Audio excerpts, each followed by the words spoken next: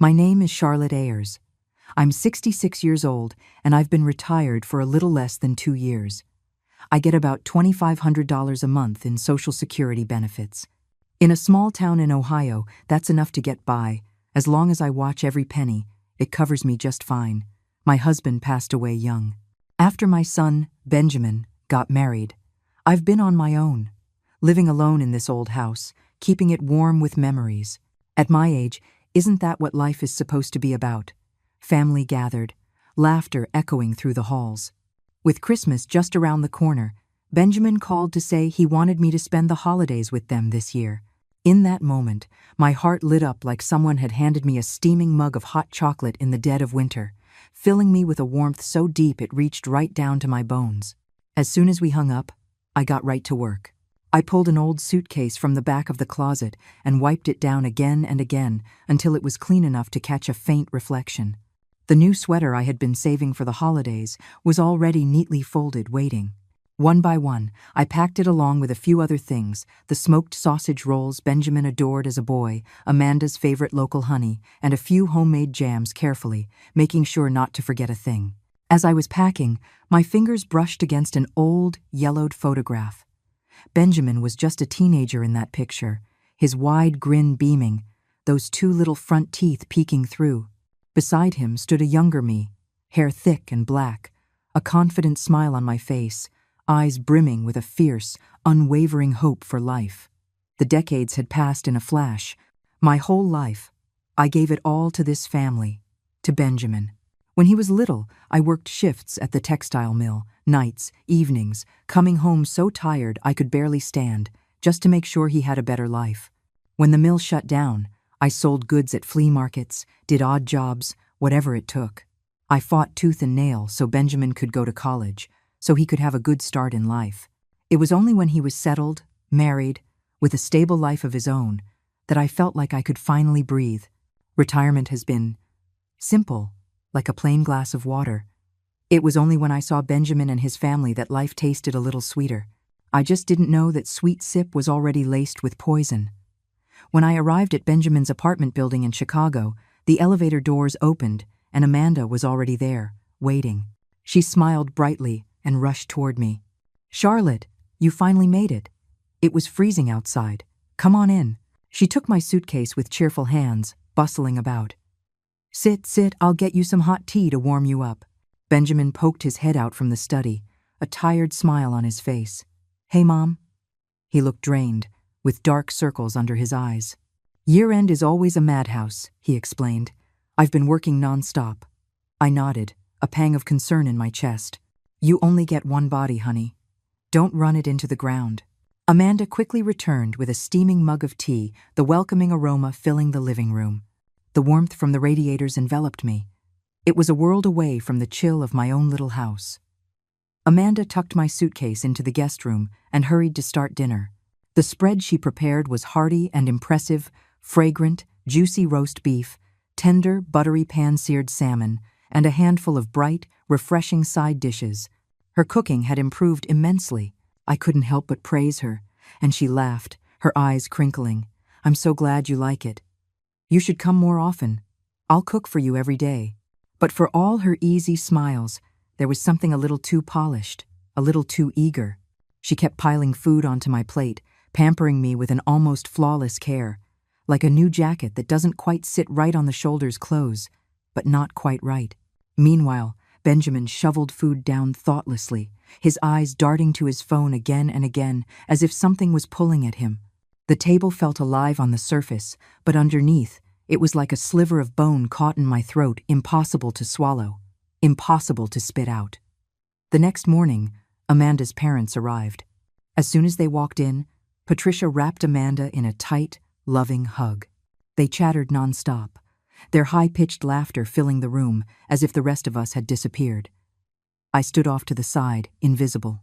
For a moment, I almost felt myself fading into the wallpaper. Robert was more reserved. He shook my hand and exchanged a few pleasantries. Patricia, on the other hand, had the air of someone used to sitting behind a large desk. She'd worked in an office at City Hall before she retired, and it showed. She glanced at me sideways, her eyes scanning my worn wool coat, the one I'd had for years, thick and sturdy, warm even if it was a little dated, and she gave a little twitch of her lips that wasn't quite a smile.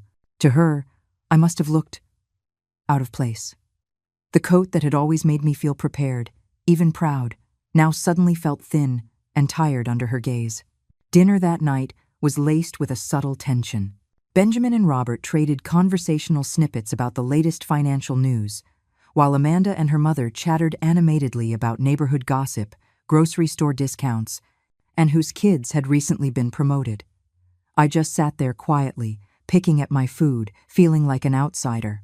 Patricia's voice, sharp and forceful, soon commandeered the conversation. "Robert and I clear nearly $15,000 a month between our pensions," she said, lifting her teacup with practiced grace. She glanced at me, quick and appraising. "Our expenses are minimal, so life has been quite comfortable. We just bought a little condo down in Florida last month. It's perfect for the winter warm weather, clean air." She turned to Amanda with a smile. "You two should start planning ahead. Housing prices are only going up. Better to upgrade to a bigger house now, especially before any babies come along." Amanda nodded quickly. "We're working on it, Mom." Then Patricia's gaze shifted back to me, her tone dripping with false concern. "And Charlotte, how's your health holding up? Amanda told me your pension isn't very high. Are you able to cover your daily expenses?" Her voice was light, but there was a glint in her eye, a subtle but cutting judgment. I forced a calm smile, though something tightened in my chest. "I make about $2,500 a month. It's enough for my daily needs. My health is about the same, some old aches, but nothing serious." "Oh, 2,500! Patricia drew the words out, arching her eyebrows slightly, her voice filled with a delicate, almost imperceptible pity. I picked up my teacup, hiding behind it, concealing the sting of pride that washed over me. Only now, at this age, did I truly understand, for some people, your entire worth is summed up by the numbers in your bank account, and mine didn't even earn me a polite nod in their world. After dinner, Benjamin called Robert into the study to consult on some investment matters, leaving Amanda and Patricia on the living room sofa, half watching TV, half whispering to each other. I felt exhausted, not in my body, but deep down, where the hurt settles and won't leave. I excused myself, saying I needed to rest, and retreated to the guest room. It was a small room, but clean and bright. A small potted ivy sat on the nightstand, its leaves, lush and green, giving off a quiet, tenacious vitality. Inside me, though, everything felt heavy and stuck. I sat on the edge of the bed, staring out the window at the dull gray sky, my mind drifting. I thought about the winter Benjamin wanted those expensive basketball sneakers, how I worked a full week of night shifts at the warehouse just to afford them. I thought about his college years, when I sent him every hard-earned dollar while living on ramen noodles and tap water myself. I thought about his wedding, when I emptied my savings and even borrowed from friends to help him with the down payment on their first house. I've never done anything extraordinary in my life. All I ever tried to do was make things easier for my son. I always thought that would be enough, but now it felt like it was never even close. I stayed in the guest room for a long while before finally getting up, needing some air. I opened the door carefully and was about to step out when I heard low voices coming from the living room. It was Amanda and Patricia, speaking softly, their words quiet but clear as a bell in the silent house. "Mom, what is that old woman going to do with $2,500 a month? She gets by now, but what happens when she gets sick? Am I just supposed to drop everything and take care of her?" Amanda's voice, tinged with a barely concealed irritation, struck me like a hammer blow. My foot froze mid-step, pinned to the floor by an invisible force. "Exactly. I warned you," Patricia said coolly, her voice sharp and precise. "That measly pension of hers barely covers her expenses. If she gets sick, she'll be a burden on you." I held my breath, my palms slick with a cold sweat. I tried to retreat silently, but their words clawed at my ears, refusing to let go. "What's the point of keeping her around?" Amanda muttered, a low, bitter whisper that cut me to the core. $2,500 a month wouldn't even cover a halfway decent home care nurse. "That's why," Patricia said with a terrifying calm, "you need to get the house sorted out while she's still clear-headed. Get her to sign it over to you and Benjamin before it's too late." "The house?" Amanda sounded hesitant, but there was a greedier tone underneath. That house is old, but it's in a good location. We could probably sell it for 300, maybe 400,000. Exactly, Patricia pressed, her voice seasoned with a cold calculus. You need to get it in your hands. Otherwise, if she loses her mind and leaves it to someone else, you'll have no one to blame but yourself. And besides, Amanda added softly, she's been coughing a lot lately, and she looks pretty pale too. Who knows how much longer she'll hold on. Those words sliced through my heart like a blade, sharp and merciless. I felt the blood in my veins turn to ice. My limbs froze. Even breathing hurt. A pain, a rage, and a deep, gut-wrenching sense of betrayal washed over me, drowning me completely. I always thought that Amanda, despite her little moments of pettiness, at least respected me as her mother-in-law. I never realized that to her, I was just a negligible burden, an aging liability to be managed, perhaps even discarded when I became too heavy. All those smiles, the warm welcomes, the carefully prepared meals. It was all a performance. And now I had seen the script before the final act. I bit my lip so hard I could taste blood. Tears burned at the corners of my eyes, but I held them back. I couldn't fall apart here. I couldn't let them see me break. I backed into the guest room, moving like a defeated soldier, retreating from the battlefield. My chest felt torn open, but deep inside, a painful clarity took hold. I couldn't stay here another minute. This home, with its hot tea and cozy rooms, had become a gilded cage. Without hesitation, I yanked open my suitcase and started throwing my things back inside, one by one. My movements were cold and mechanical, as if I were burying the last shreds of my dignity. The new wool coat I'd bought for the holidays. The smoked sausage rolls I'd spent days preparing. The jar of homemade jam I'd wrapped so carefully. It all felt like a cruel joke now, mocking my foolish hopes. I fumbled for a pen on the nightstand and, with trembling hands, scribbled a short note. Our neighbor, Ellen, had an emergency. I went over to help. Don't worry. The handwriting was crooked and messy, a mirror of the chaos raging inside me. I took a deep breath, grabbed my suitcase, and quietly opened the door. In the living room, the television was still droning on. Amanda and Patricia were deep in conversation, laughing softly, oblivious to everything. Head down, I made my way to the door, slipped on my shoes, and silently opened the front door. In less than 30 seconds, I was outside. The wind hit my face, raw and biting, but no amount of winter air could match the chill that had already settled deep inside me. I didn't look back. I gripped the handle of my suitcase and just kept walking, one step after another, into the night. When I got back to my little house, the sky was already pitch black. I didn't bother turning on the lights. Fumbling in the dark, I made my way to the sofa and collapsed onto it, my body heavy and limp. The suitcase was abandoned by the door, slumped against the wall like a stray dog no one wanted. The house was eerily silent, broken only by the occasional sweep of headlights across the windows, casting fleeting, pale shadows across the room. In the darkness, I could hear my own heart beating. And then, finally, the sobs I had been choking back all night. Tears came in a hot rush, scalding against my cold hands. For the first time in my life, I felt completely alone, utterly abandoned.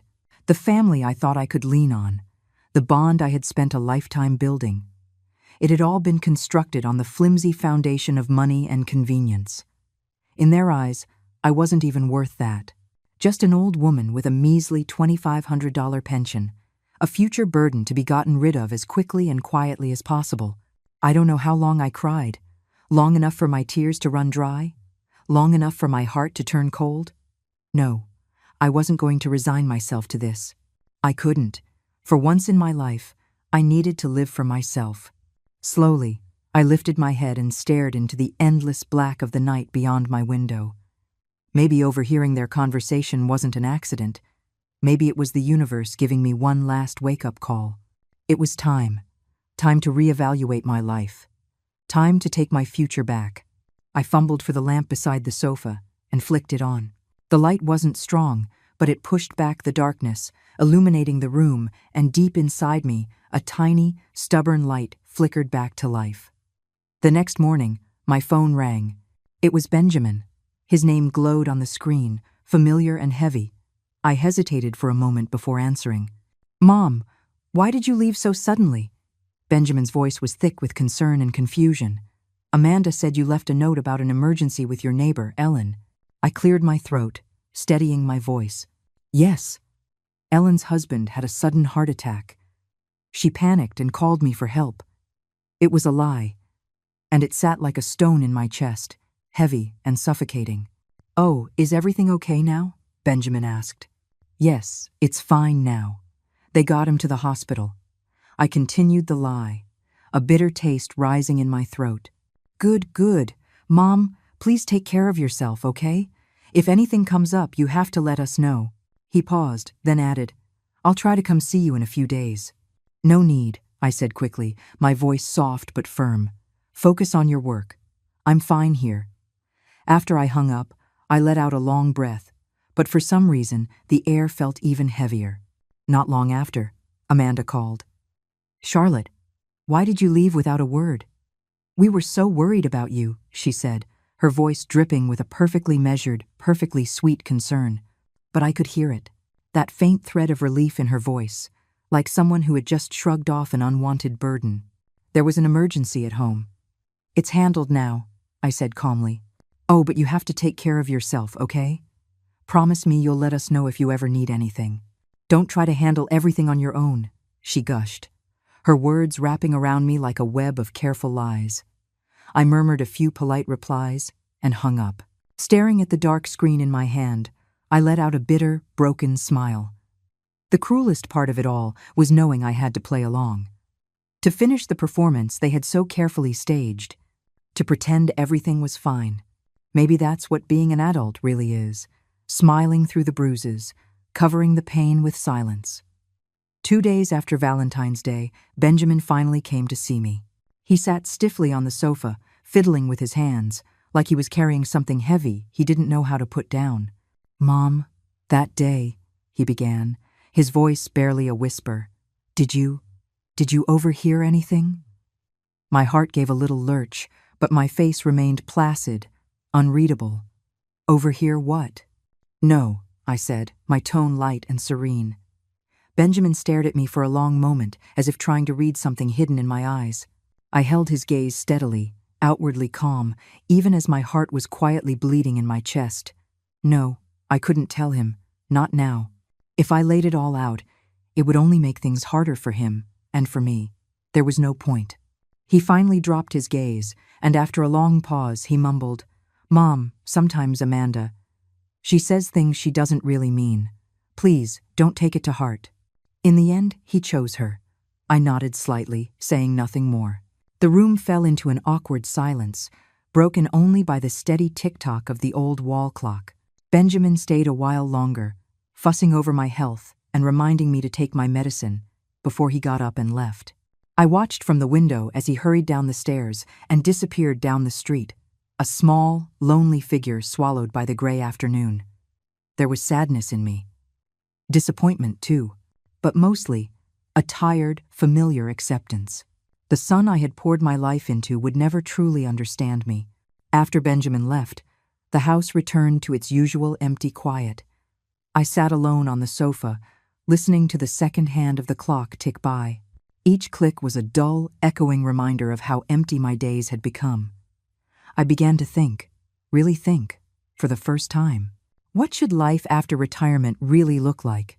Grocery shopping, cooking chores, an occasional game of chess, or some small talk with old friends at the park? It was all so flat, so lukewarm, like a glass of water left out too long, not hot, not cold, tasteless and forgettable. That night at Benjamin's, the words I overheard had landed like a muffled thunderclap, cutting through the fog of my complacency. I couldn't live like this anymore. I got up and started sorting through the old house I had lived in for most of my life. I threw open dust-filled closets and pulled out heaps of forgotten odds and ends. Piece by piece, I sorted through them, tossing the useless things into trash bags, carefully setting aside the ones that still meant something. Buried deep within an old wooden chest, I found relics from another life. Yellowed photo albums. One showed me in work clothes, smiling brightly at the factory. Another showed me and my late husband on our wedding day, him in a sharp suit, me in a simple white dress, shyly leaning into him. And then there was Benjamin, chubby and rosy-cheeked, a little boy with a beaming smile. Tucked between the photos were certificates I hadn't seen in decades. Outstanding worker, senior technician, and then a faded, old membership card for the local photography club. I picked it up and gently blew the dust off, running my fingers over the faded gold lettering. And just like that, the memories came flooding back. As a young woman, I had loved photography. Even when money was tight, I saved for months to buy my first camera, a used Canon AE1. Everywhere I went, the camera went with me. I even joined the City Photography Association, learning the tricks of the trade from seasoned photographers. A few of my photos were even featured in the factory's internal newsletters. But life got busier. Bills needed to be paid, Benjamin needed raising, and slowly, photography faded into the background. The camera was relegated to a corner, forgotten under a layer of dust. Remembering it now, those days spent chasing light through a viewfinder were some of the purest, most authentic moments of my life. Hard, yes, but so real, so full. I carefully set the old membership card down and felt a surge of something I hadn't felt in years. A spark of excitement. Why couldn't I pick it back up? I still had time. I still had the strength.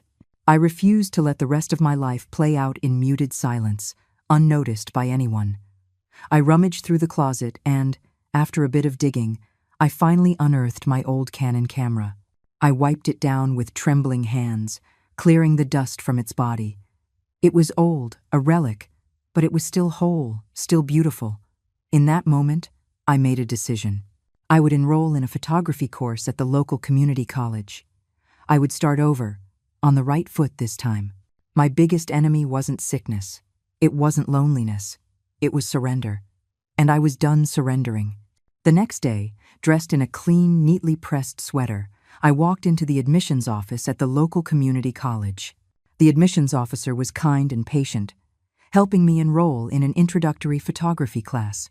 Seeing the words Photography 101 printed at the top of the registration form made my heart pound with a mix of nerves and excitement, just like the first time I ever collected a paycheck. Clutching my brand new student ID, I walked out of the building into a sunny afternoon. The light felt like a blessing on my shoulders. In that moment, I could almost see the woman I was in my 20s, camera in hand, eyes wide open to the world. Life at the community college turned out to be even more enriching than I had imagined. Most of my classmates were retirees like me, rediscovering parts of themselves they had left behind. They were full of laughter, easy conversation, and stories that tumbled out of them a mile a minute. Our instructor, Mr. Peterson, was a retired news photographer with a sharp wit and a bottomless well of stories. Every lesson was packed with humor and wisdom, and even his smallest anecdotes had us roaring with laughter. I threw myself into learning. And before long, I found a group of kindred spirits.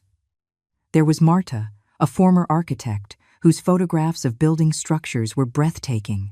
Tom, a retired philosophy professor who had a passion for capturing street life and candid human moments. And Linda, a bubbly soul whose photos were always bursting with flowers and blue skies. We clicked right away and formed our own little photography group, giving it a funny name, the Golden Lens Club. Every weekend, we would go on photo walks together.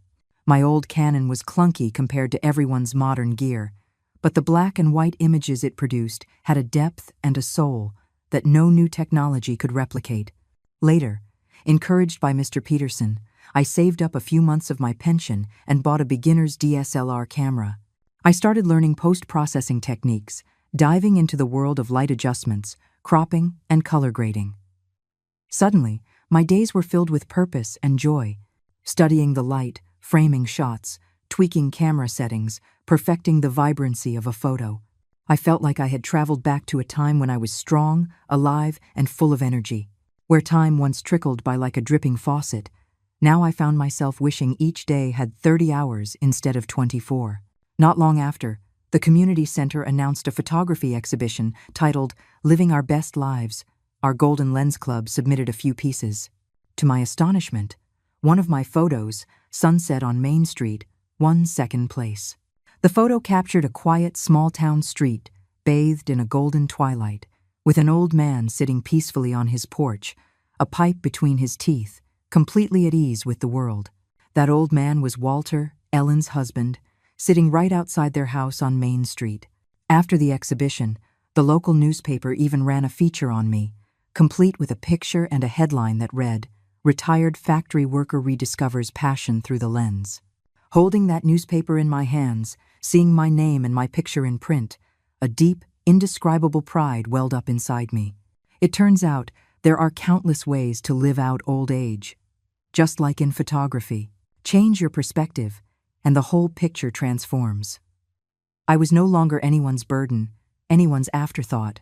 I was the protagonist of my own life.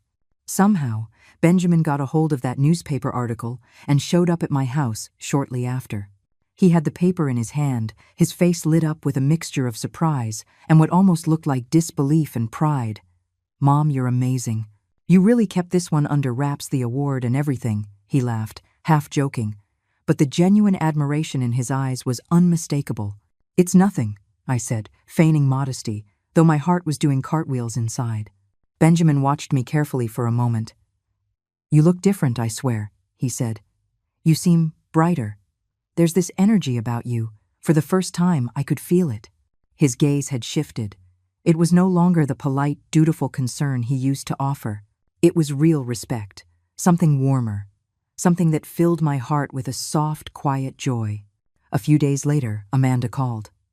We weren't far into our chat when she casually dropped, "Charlotte, I hear you're getting really serious about photography? Even winning awards? Those cameras must be pretty expensive, right?" I immediately caught the undertone in her voice. She wasn't just making small talk. She was probing, maybe worried I was burning through my savings. I smiled into the phone. "Oh, it's not that big of a deal. Just a little hobby. I've been learning about some small investments too, saving up some extra cash for equipment." I didn't mention what kind of investments, or how much I'd made. I left her to wonder. There was a brief, almost imperceptible pause on the other end of the line, before Amanda's voice turned even warmer.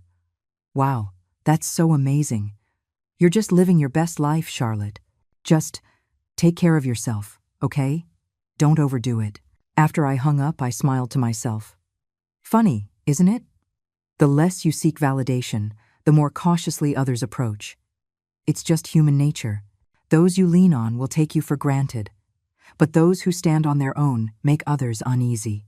As time went on, my little photography hobby started to gain real momentum. I began uploading my landscape and street photos to an online photography platform. At first, it was just for fun. But slowly, messages started trickling in, people asking to buy the rights to my photos for websites, magazines, or to decorate coffee shops. At a friend's suggestion, I opened a small online store selling prints of my work. At first, I treated it like a side project. But to my surprise, the business started to take off. A few of my photos ended up on the covers of books from small publishers. Some were purchased by independent coffee shops to decorate their walls. Others were bought by individuals to decorate their homes. After deducting platform fees and printing costs, I was making an extra $300 to $400 a month. It wasn't a fortune, but to me, it meant everything. It wasn't about the money itself. It was about proving that I could still create value, on my own terms, in my own way. Amanda eventually heard about my little success story through a mutual friend. After that, her attitude did a complete 180. Suddenly, Amanda was calling me every few days, checking in with a sweetness that bordered on overkill. "Charlotte, are you free this weekend? Come over for dinner. I'm making pot roast. Charlotte, it's getting cold. I bought you a new sweater. When can you come pick it up?" Her enthusiasm was almost suffocating, and I knew exactly what was fueling it. I turned down most of her invitations with a polite smile. "Amanda, that's so sweet, but I'm going away with my photography group this weekend. I don't really need a new sweater. Maybe you could give it to your mom." "Thanks for thinking of me, though. I've been pretty busy lately, but I'm taking good care of myself." I told her about my upcoming photography exhibitions, about the long road trips I was planning with my golden lens friends, about how busy and exciting my days had become. I held no grudge. I just had no intention of re-entering a relationship built on pretense and convenience. Once you see people clearly, it's easier to let them go. I no longer needed anyone else's approval to measure my own worth. The world likes to define wealth in numbers, but I learned something far more valuable. True wealth is freedom, especially the freedom that comes from living untethered to anyone's guilt, obligation, or expectations. My photography journey was picking up more and more steam. At one exhibition, a well-known local photographer saw my work. He kept praising my photo, Sunset on Main Street, saying it conveyed a rare emotional honesty, warm, real, and full of human tenderness. Thanks to his recommendation, I was invited to feature my work at the upcoming City Arts Festival. It was an honor beyond my wildest imagination. I carefully selected 5 of my best pieces, re-edited, printed, and framed them. On opening day, I wore a new gray-blue trench coat, my exhibitor's badge pinned proudly to my chest. Standing in front of my photos, I felt a mix of nerves and pride churning inside me. The exhibition hall was buzzing with visitors. I watched with a pounding heart as people stopped in front of my photographs, studying them, whispering to each other. Some young people even took out their phones to take pictures of them, framing their shots carefully, almost reverently. The feeling of being truly seen, truly acknowledged, was overwhelming and beautiful. For a moment, it was like I was 30 years old again. Out of the corner of my eye, I spotted 2 familiar figures, Benjamin and Amanda. They stood at the edge of the crowd, looking at my photos, then at me. Their faces were an open book surprise, disbelief, and something harder to place discomfort, maybe even a hint of regret. Amanda took a deep breath, plastered on a bright smile, and walked over. "Charlotte, congratulations.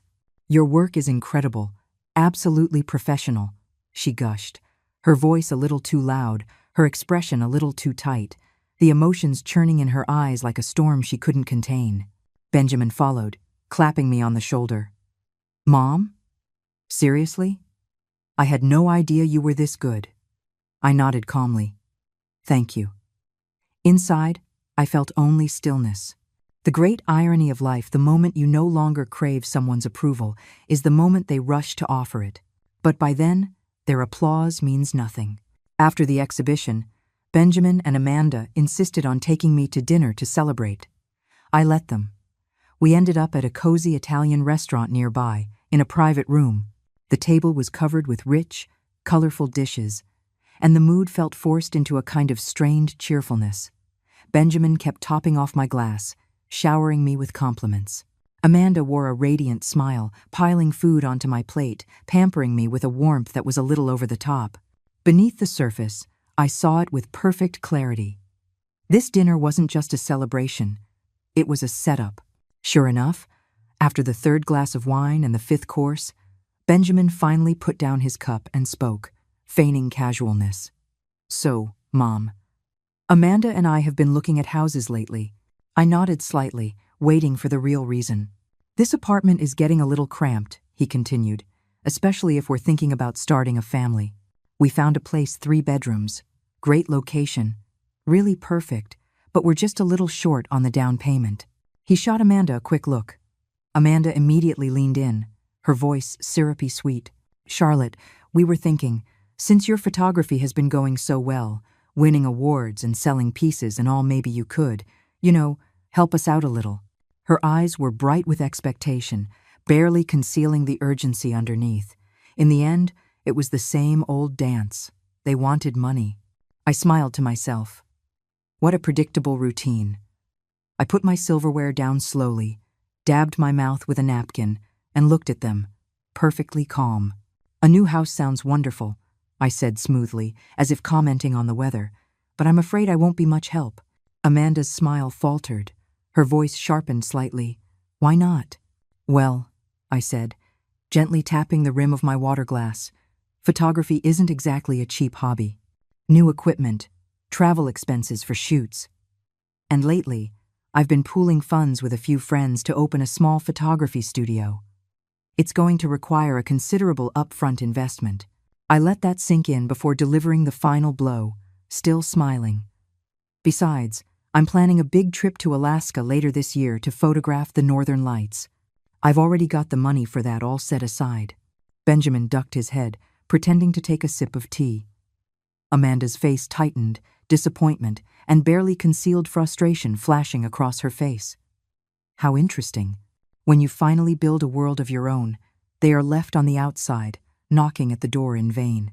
The so-called celebration dinner ended exactly as I expected, not with warmth, but with a quiet, tense departure. A few days later, I received an unexpected call, Patricia, Amanda's mother. Her voice was gushing with enthusiasm, heaping on praise so thick it almost dripped through the receiver. She called me an inspiration, full of hidden talents, and insisted I was living life to the fullest. Then came the real reason for her call. "Charlotte, are you free soon? Why don't you come over for tea? We can catch up." All my instincts went on high alert. Still, I agreed. I was curious, what were they really up to? When I arrived at their house, Patricia greeted me like a long-lost celebrity. The tea flowed endlessly, a spread of imported pastries covered the table, and the compliments kept coming like a broken faucet. Robert, Amanda's father, sat stiffly to one side, looking like he wanted to disappear, managing to force out an occasional awkward chuckle. After a grueling round of small talk, Patricia finally dropped the act. She leaned in closer, her voice dropping to a honeyed whisper. "Charlotte, there's something I wanted to mention. My son, Amanda's brother, David, he's working on an incredible project right now. Huge potential. It's really big."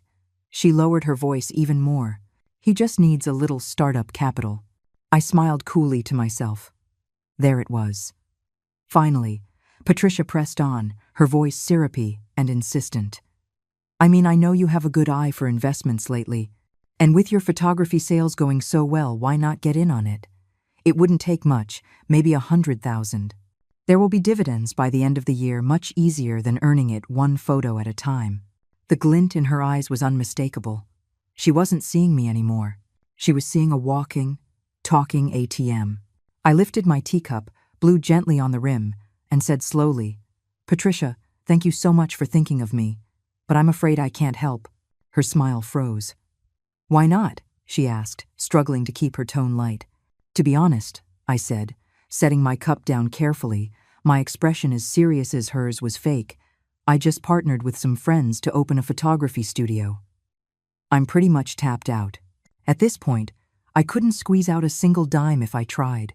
"A photography studio?" Patricia blinked, clearly not expecting that. "That's right," I said with a bright smile. "We're just getting started, up to our eyeballs in it." Her expression soured slightly, but she forced another brittle smile, and the topic was dropped. People reveal their true selves when they think you have something they need. When you're down and out, they ignore you. When you shine, they rush to place a crown on your head. This kind of cheap affection? I had long since learned to smile and politely decline.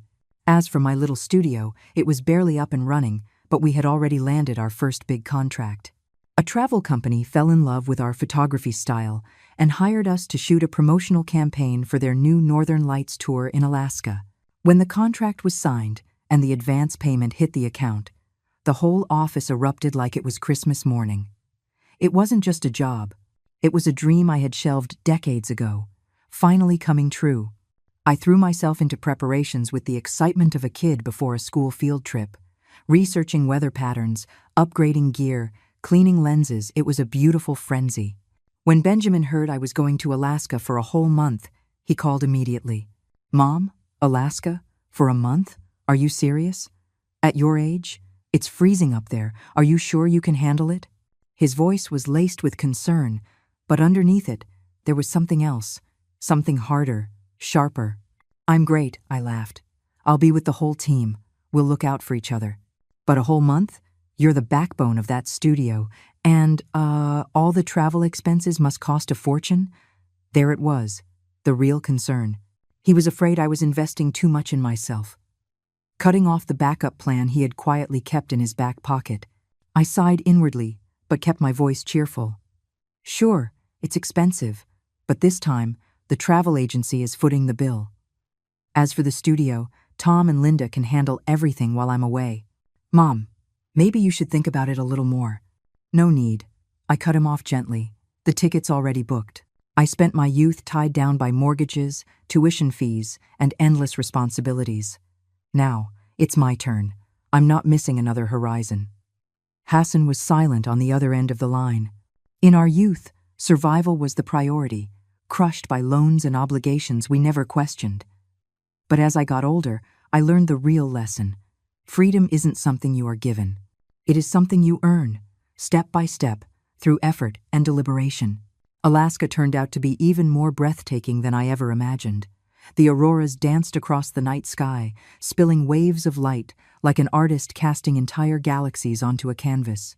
We, a motley crew of veteran photographers, hauled our heavy gear out into sub-zero nights, trudging over frozen ground to capture every fleeting miracle of color.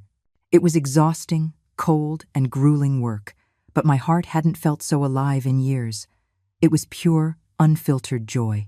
Over the course of a month, not only did we complete the shoot successfully, but our little studio also earned its first substantial paycheck.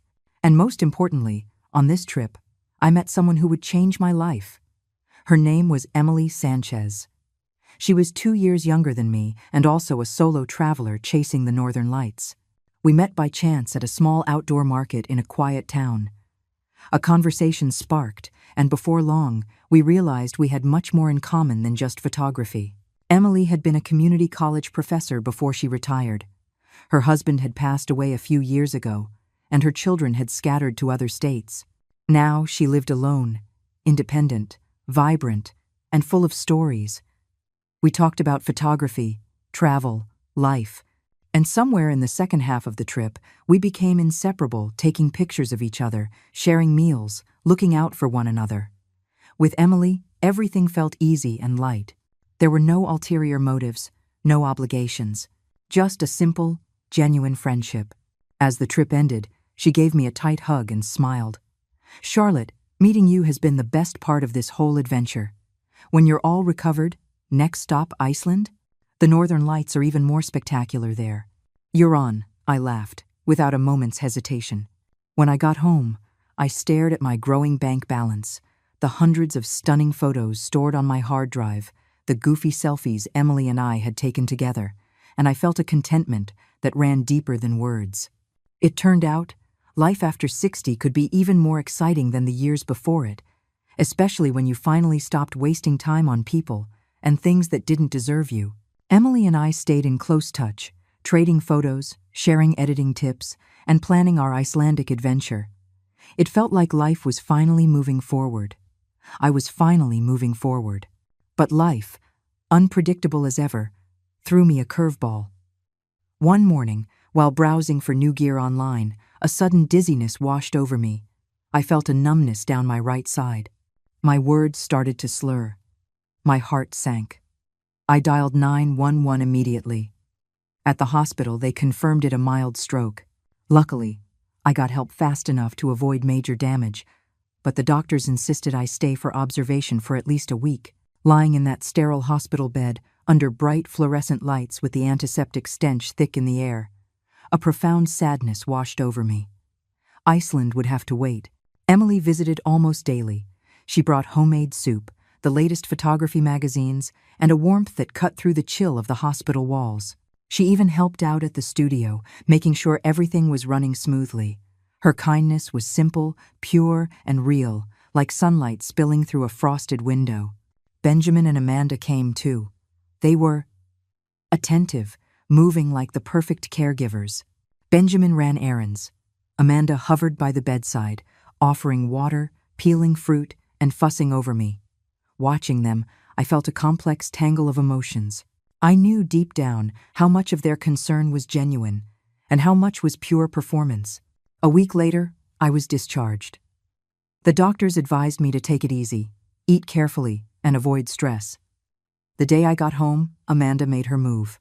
"Charlotte," she said brightly, "since you're just out of the hospital, we're so worried about you being alone. Why don't you come live with us? We can take proper care of you." Her eyes shone with what she clearly thought was convincing sincerity, but I could smell the real motive, sharp and bitter underneath all the sweetness. Real care has no strings attached. Calculated filial piety always stinks. I leaned back on the sofa, cradling the mug of soup Emily had brought me, letting its warmth seep through my fingers and into my heart. "Thank you, Amanda," I said with a kind, firm smile. "But there's no need. I'm recovering well. I'm used to living alone, and I enjoy my freedom." I paused, then added casually, "Besides, Emily lives just a few blocks away. She can pop over if I ever need anything." I watched the flicker in Amanda's face, the smile that tightened just a little too quickly, the tiny glint of something sharp in her eyes.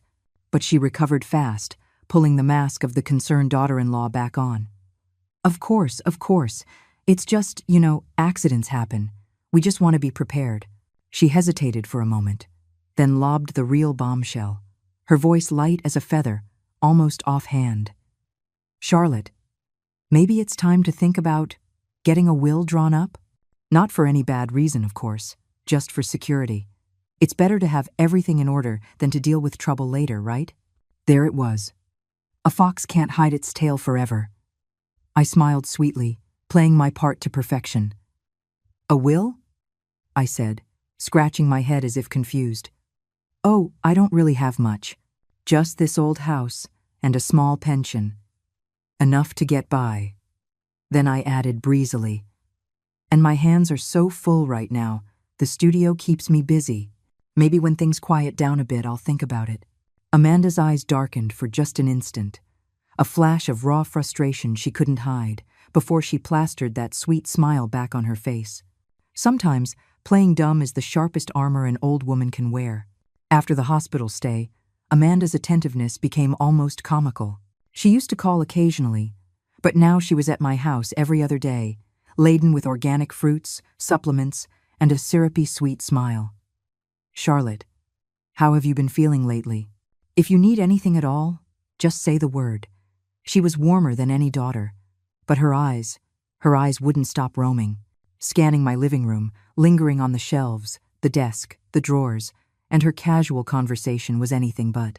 "Charlotte, your photography studio is doing so well, isn't it? What kind of big projects are you working on? Emily, she lives alone too, right? Do you two see each other a lot? Charlotte, it might be time to renovate this place. Imagine how great it would look with a modern touch."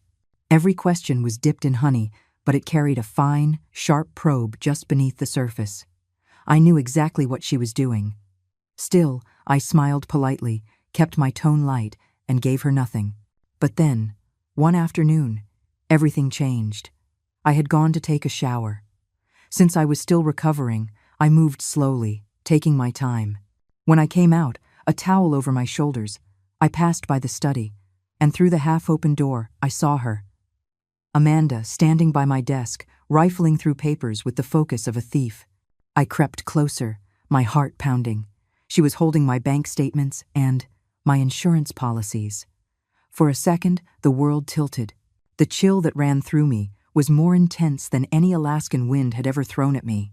She had waited until I was vulnerable, literally bare and defenseless, and started snooping through my private documents. The rage that surged in me almost exploded right then and there. But I forced myself to stop. Not yet. Not now. If I confronted her, I'd lose the upper hand. Better to play it smarter. I cleared my throat loudly from the hallway, my footsteps slow and deliberate as I headed toward my bedroom. I heard a frantic shuffling behind me, Amanda shoving papers back in the drawer, rushing to compose her face before she emerged, as if nothing had happened. "Charlotte, all done?" I didn't hear the water stop, just thought I'd peek in while I was waiting. That smile, that sick, fake smile. It wasn't strangers you had to fear. It was the ones who wrapped their greed in the language of family. That night, after double-checking every lock on every window, I gathered all my important documents.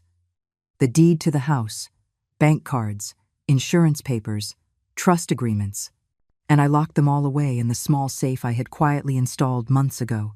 A few days later, Emily came to visit. We sat in the kitchen, sipping tea, the pleasant company warming me inside and out. Midway through, Emily hesitated, fidgeting with her mug. "Charlotte, there's something I've been debating whether or not to tell you." "Go on, Emily," I said gently. "No secrets between us." She bit her lip and leaned closer. A few days ago, a strange woman knocked on my door and started asking a bunch of questions about you. Very detailed stuff: your health, your income, whether you have children, if you're planning to remarry. A deep dread settled in my stomach. What did she look like? I asked quietly. Emily described her, and my heart sank. It had Amanda's fingerprints all over it. To be sure, I asked Tom, an ex-cop who now worked with me at the studio, to do a little digging. It didn't take long for the truth to surface. Amanda had hired a private investigator. She had ordered a full background check on me, my finances, and was even trying to look into the lives of my partners. In that moment, whatever shred of hope I had left crumbled. To them, I wasn't family. I was a living lottery ticket they hadn't cashed in yet. And strangely, after the wave of anguish and anger passed, I smiled. If they wanted to play a game, I was more than willing to play along. And this time, I would be the one setting the rules. That day, while Amanda was over, I deliberately picked up the phone and, in a voice loud enough for the whole living room to hear, I called my lawyer, Mr. Miller. Mr. Miller, could you come by my house tomorrow afternoon? I'd like to discuss revising my will. The sooner, the better. The moment the words left my mouth, I heard the distinct clatter of a glass being fumbled in the living room. I smiled to myself. When family turns into scavengers, the best revenge is to give them sleepless nights. The next afternoon, right on time, Mr. Miller arrived. And coincidentally, Amanda showed up too, this time with a basket overflowing with fruit. Seeing the lawyer sitting in the living room, her smile stiffened like a mask glued to the wrong face. It was strained, brittle, almost laughable. I invited Mr. Miller to sit, and making sure Amanda could hear every word, I got straight to the point. Mr. Miller, I said calmly, I'd like to update my will. It's important to have everything in order before it's too late. I gave a theatrical sigh for effect, my voice dropping to a somber tone. Given my age and recent health scares, I think it's best to be very clear. There's the house, my savings, and my shares in the studio. Amanda was perched on the edge of the sofa, peeling an apple with exaggerated care, but her ears were pricked like a hawk's. I've thought about it carefully, I continued, smiling just enough to twist the knife. I plan to leave half of my estate to the Los Angeles Photographers Association to establish a fund for older photographers who, like me, are still finding beauty and passion in their later years. The apple slipped from Amanda's grasp, hitting the floor with a dull, sickening thud. Her face went white. Her lips trembled. Her eyes, wide and frantic, stared at me as if I had just slapped her. "Charlotte, you," she stammered, unable to form a sentence. I ignored her completely, turning back to Mr. Miller to discuss the details of the donation, as if Amanda wasn't even there. Mr. Miller nodded thoughtfully, jotting everything down without a trace of emotion. When we were done and Mr. Miller had left, Amanda remained behind, frozen on the corner of the sofa, an empty shell of her usual cheerful self. "Charlotte, are you serious? Benjamin is your son." I looked at her, my gaze calm and unwavering. "I have thought it through," I said, my voice soft but firm. "Money is just money. I'd rather it leave a meaningful legacy than become a bargaining chip for those who never truly cared." Amanda's face contorted, the fake cheer dissolving into something raw and bitter, but she didn't dare argue. That night, I leaned back on my sofa and opened the feed from the hidden camera I had quietly installed in Benjamin's house a few weeks prior, aimed only at the living room. On the screen, Amanda and Benjamin were arguing heatedly. Amanda was waving her arms in frustration, her voice sharp and shrill. Benjamin sat, slumped, smoking one cigarette after another, his face a mask of despair. I watched them in silence, feeling no triumph. Just a sadness so deep it felt fossilized. The deepest pain in life isn't loneliness. It's realizing that even the bonds of blood can curdle into a cold, transactional hostility. I knew then this ugly charade had to end. The next day, I called Benjamin, Amanda, Patricia, and Robert, inviting them to dinner the following weekend. There was hesitation, tense and guarded voices over the phone, but in the end, they all agreed. On Saturday evening, we gathered at a quiet restaurant. The private room was dimly lit, casting a soft glow that did little to hide the tension at the table. Patricia's eyes darted around nervously. Amanda fussed with her fork, pretending not to notice the tremor in her hands. Benjamin sat stiff and grim, his jaw tight. Only Robert maintained some semblance of composure, but even he couldn't hide the unease in his eyes. The dishes arrived, untouched. The air thickened like wet cement. I cleared my throat, slicing through the silence. "I invited you all here to clear the air," I said calmly, my eyes sweeping over them before landing squarely on Amanda and Patricia. The room froze. Slowly, deliberately, I pulled a small black device from my purse, a voice recorder. Every breath at the table seemed to catch at the same time. I pressed play. "Mom, you know Charlotte only gets, what, a couple thousand a month in retirement? It's barely enough. If she gets sick, we'll have to take care of her, and we just can't." "Exactly. I told you, we have to plan ahead. She's already a financial liability. Better to get her to sign over the deed to the house now, while she's still clear-headed.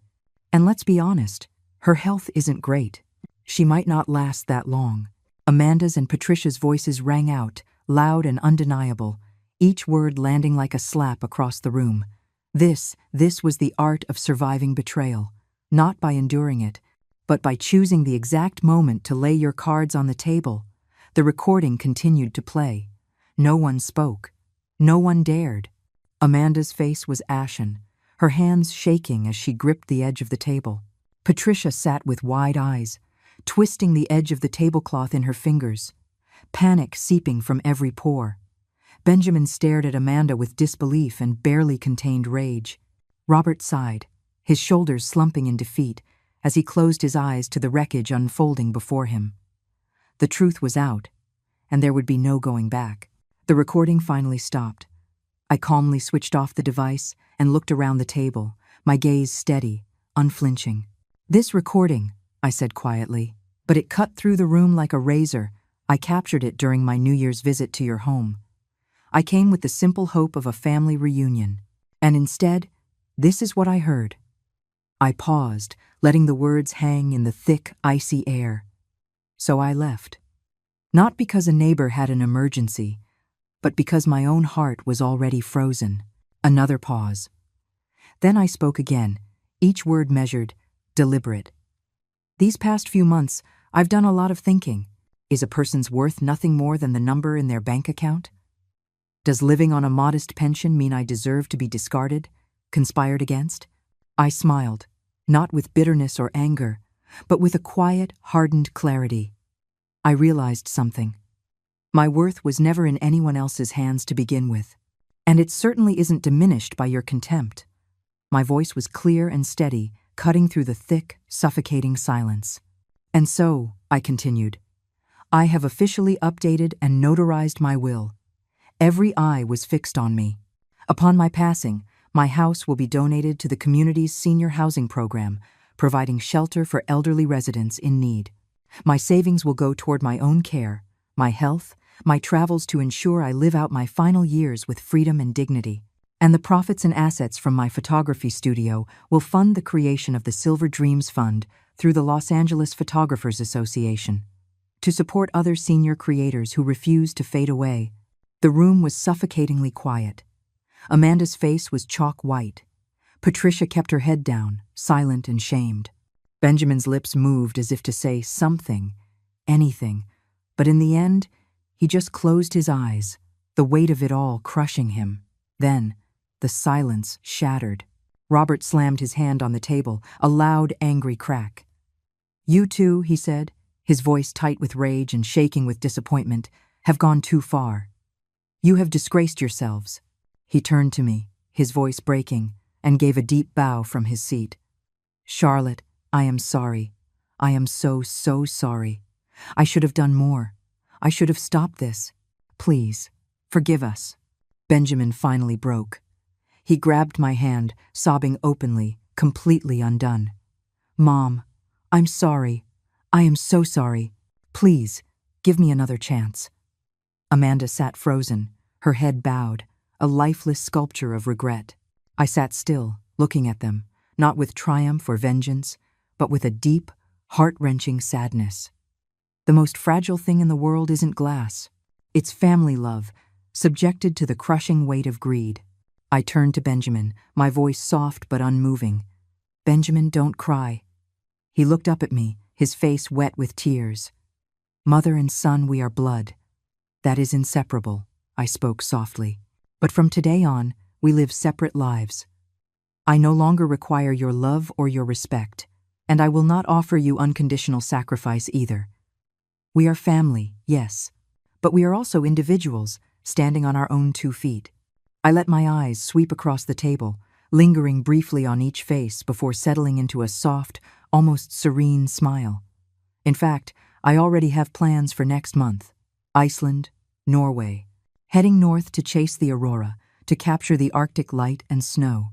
My new life, I said simply, is just beginning. No one spoke. No one dared. The dinner ended awkwardly, dissolving into silence.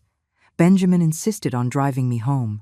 The whole way back, he gripped the steering wheel tightly, opening his mouth several times but failing to form any words. When we pulled up in front of my house, I reached for the door handle. Before I could get out, he grabbed my arm. "Mom," his voice cracked. Then he threw the car door open, and in an instant, he fell to his knees on the cold driveway. "Mom, please, I'm begging you, give me another chance." Seeing him kneeling there, his shoulders shaking with sobs, something inside me twisted. This was, after all, the child I had raised with my own 2 hands. I stepped toward him slowly, my heart aching, and gently pulled him to his feet.